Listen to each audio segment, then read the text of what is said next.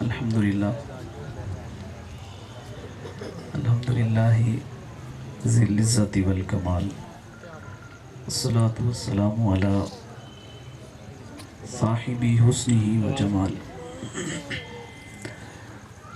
اما بعد فاعوذ باللہ من الشیطان الرجیم، بسم اللہ الرحمن الرحیم، لقد کان لکم فی رسول اللہ اسوۃ حسنہ، صدق اللہ مولانا العظیم، ان اللہ وملائکتہ یصلون علی النبی، یا ایہا الذین آمنوا صلوا علیہ وسلموا تسلیما، الصلاۃ والسلام علیک یا سیدی یا رسول اللہ وعلی آلک واصحابک یا سیدی یا نبی اللہ، الصلاۃ والسلام علیک یا سیدی یا رحمۃ للعالمین وعلی آلک واصحابک یا سیدی یا محبوب رب العالمین۔ کچھ ان کے خلق نے کچھ کردار نے کر لی، کچھ ان کے خلق نے کچھ کردار نے کر لی، مسخر ساری دنیا شاہ ابرار نے کر لی۔ حمد و صلوات کے بعد الحمدللہ مجھ سے قبل خوبصورت خطابات آپ نے سماعت کیے ہیں، تو اب آخری لمحات ہیں۔ کوئی ضرورت تو نہیں تھی کہ اتنے جامع خطابات کے بعد آپ ماشاءاللہ مغرب سے بیٹھے ہوئے ہیں، تو آپ بڑے خوش قسمت لوگ ہیں۔ یہاں پہ بیٹھنا آسان ہوتا ہے، وہاں پہ بیٹھنا تھوڑا مشکل ہوتا ہے، اور یہ جو بچے ہیں یہ تب آئے ہوں گے جب محفل کا آغاز ہوا ہوگا۔ یہ بھی ہو سکتا ہے کہ جب ابھی آپ دریاں بچھا رہے تھے تب سے وہ آ کے بیٹھے ہوئے ہیں، اور ہم تو آئے مہمانوں کی طرح اور بیٹھے تھوڑی دیر گزاریں گے اور چلے جائیں گے، تو یقیناً آپ خوش بخت لوگ ہیں۔ ہم اپنی زندگی کی ایک اور رات کو محبوب کے ذکر سے منور کر رہے ہیں۔ ایک دو بات میں نے عرض کرنی ہے، آپ کو پتہ ہے کہ لمبی گفتگو کی عادت بھی نہیں ہے اور اس وقت ضرورت بھی نہیں ہے۔ ایک تو بات انشاءاللہ عرض کرنی ہے، جمعۃ المبارک کا ببرکت دن ہے، سارے احباب نے الحمدللہ جمعہ بھی پڑھا ہوگا، اور محافل کا ایک شیڈول چل رہا ہے، سارے علماء کے گلوں سے بھی آپ کو پتہ چل رہا ہوگا ماشاءاللہ۔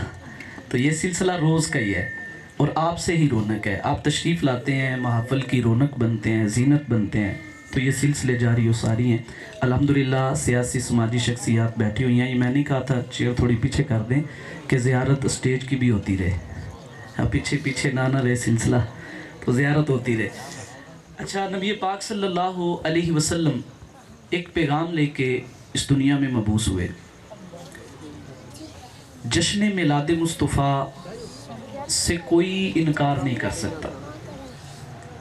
جشن میلاد مصطفیٰ کیا ہے؟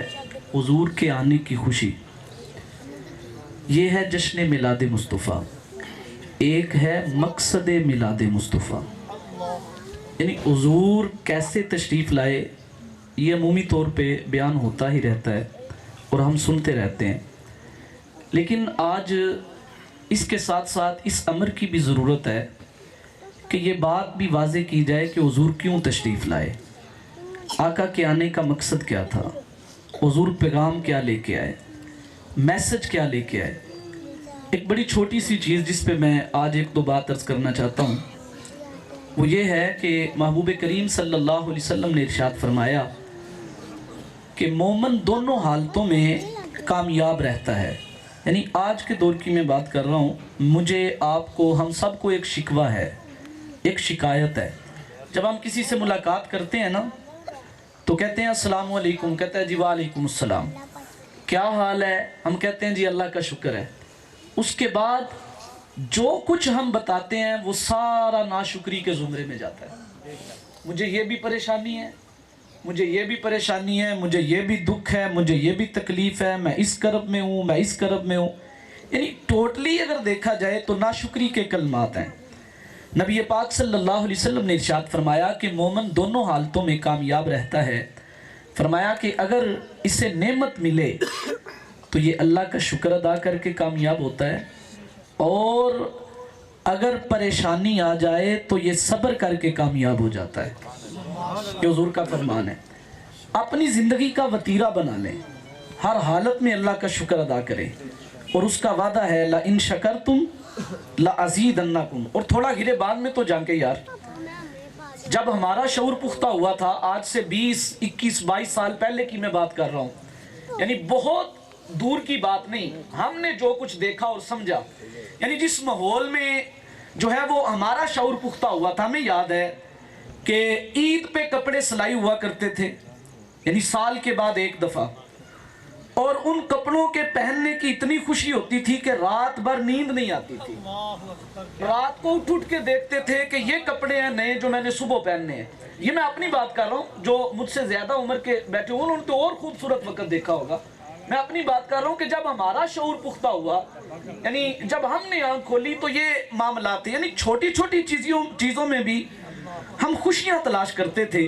آج میں سیف کھولتا ہوں, 20 قسم کے سوٹ لٹکے ہوئے ہیں, 10 قسم کے جو ہے وہ شوز ہیں پڑے ہوئے, لیکن میں پھر بھی کہتا ہوں میرے پاس ہی کچھ نہیں, میرے پلے ہی کچھ نہیں, میں بڑا غریب ہوں, کچھ نہیں ہے میرے پاس.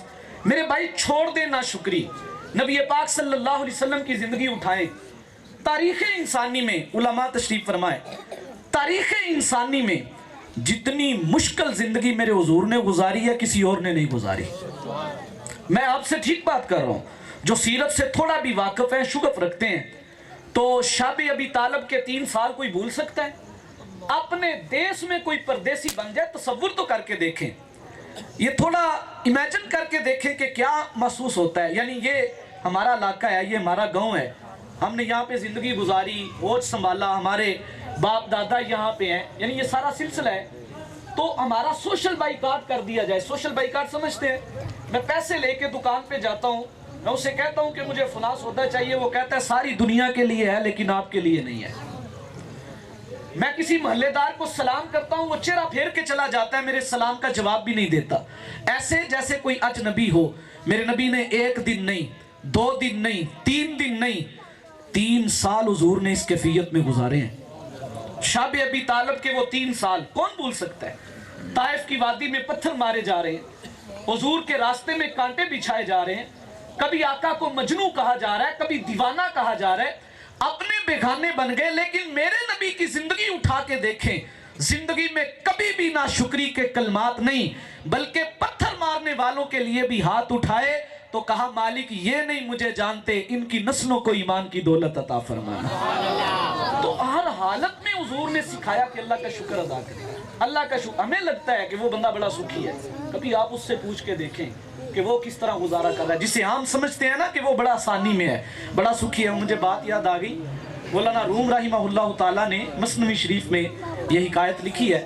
فرماتے ہیں حضرت موسیٰ علیہ السلام کے دور کا آدمی تھا, تو اس کی عادت تھی کون سی, جو میرے اور آپ کے اندر آج کل پائی جاتی ہے, یعنی جس کو بھی ملنا یہی کہنا میرے پاس ہی کچھ نہیں, میں بڑا غریب ہوں. یہ وہ بندہ کہہ رہا ہے جس کے گھر میں 6 ماہ کے دانے پڑے ہوئے ہیں, یعنی جسے پرواہ نہیں ہے 6 مہینے کی روٹی کا, اس نے سامان کیا ہوا ہے, زندگی کے 1 لمحے کا پتہ نہیں, لیکن کھانے کے 6 ماہ کا اس نے اہتمام کیا ہوا ہے.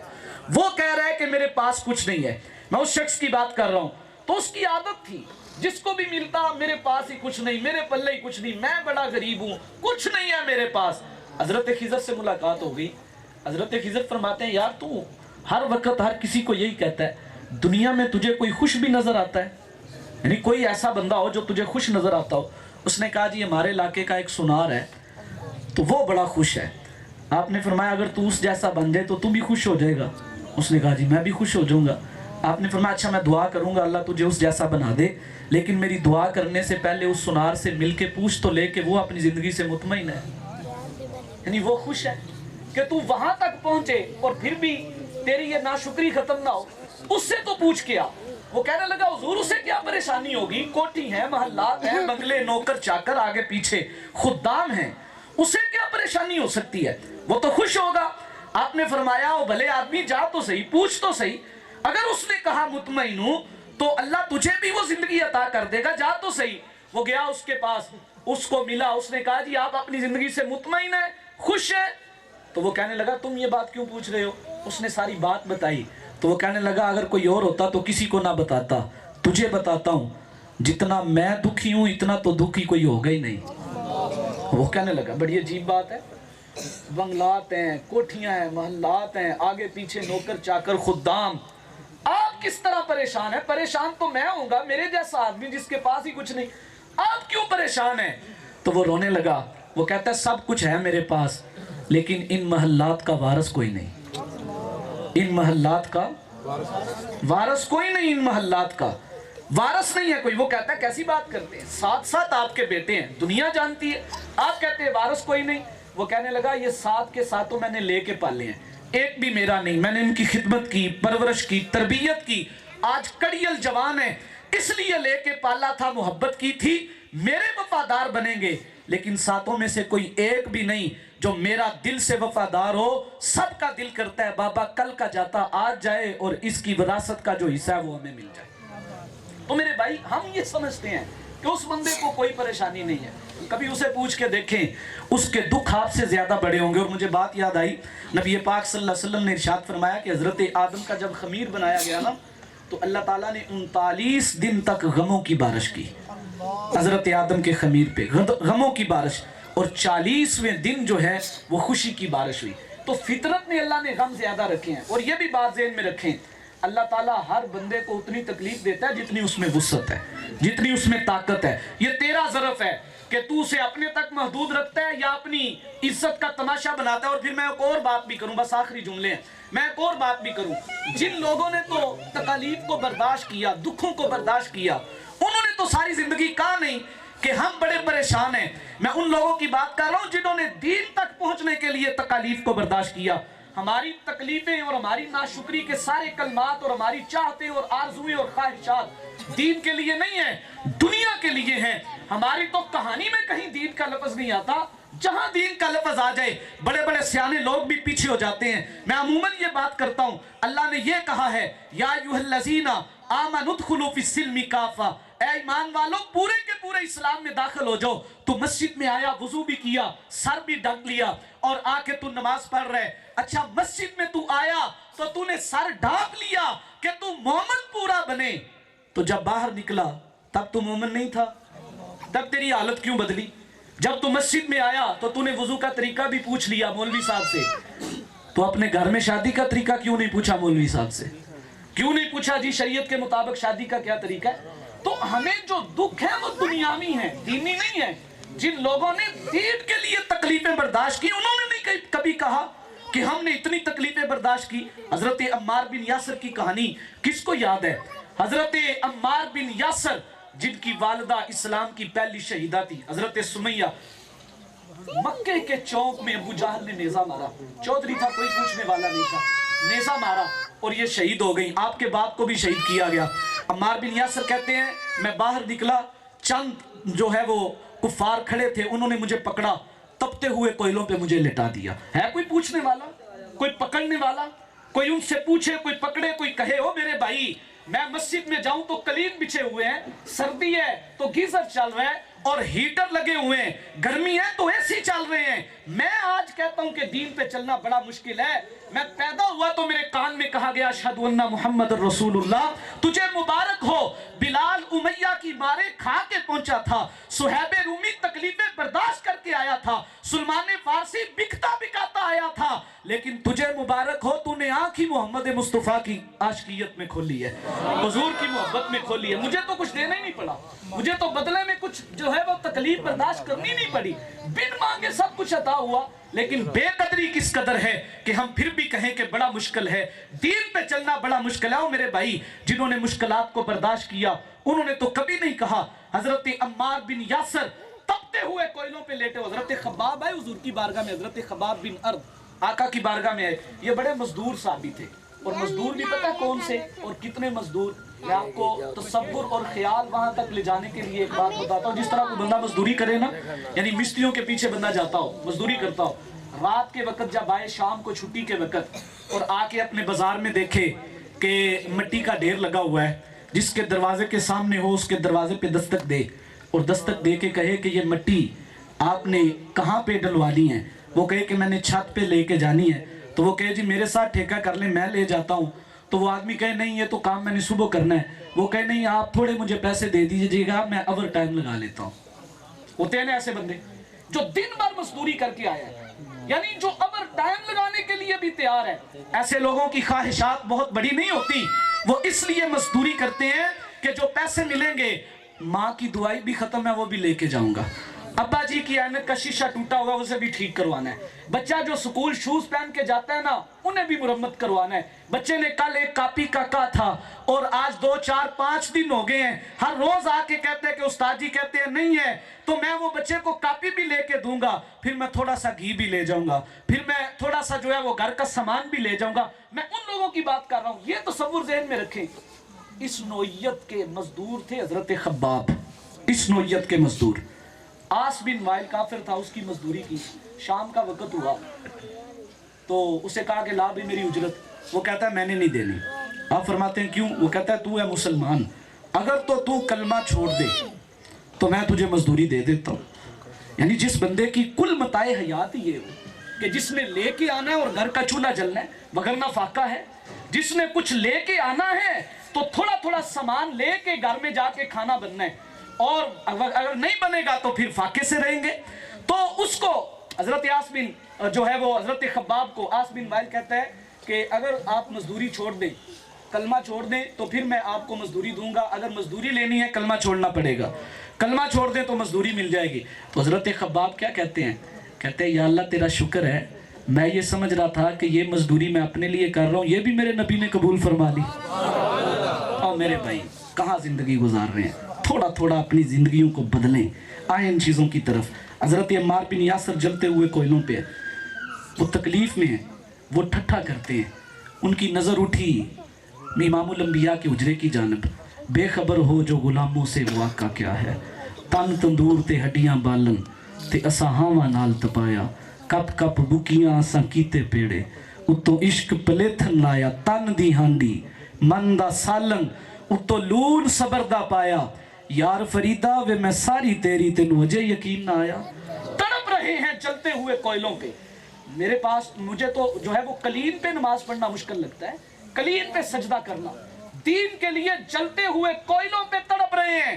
حضرت عمار بن یاسر، میرے نبی کو یاد کیا، حضور تشریف لے آئے، آقا نے ہجوم کو پیچھے کیا، عمار بن یاسر کے سر پہ ہاتھ رکھا اور حضور علیہ السلام کی آنکھوں میں آنسو ہیں.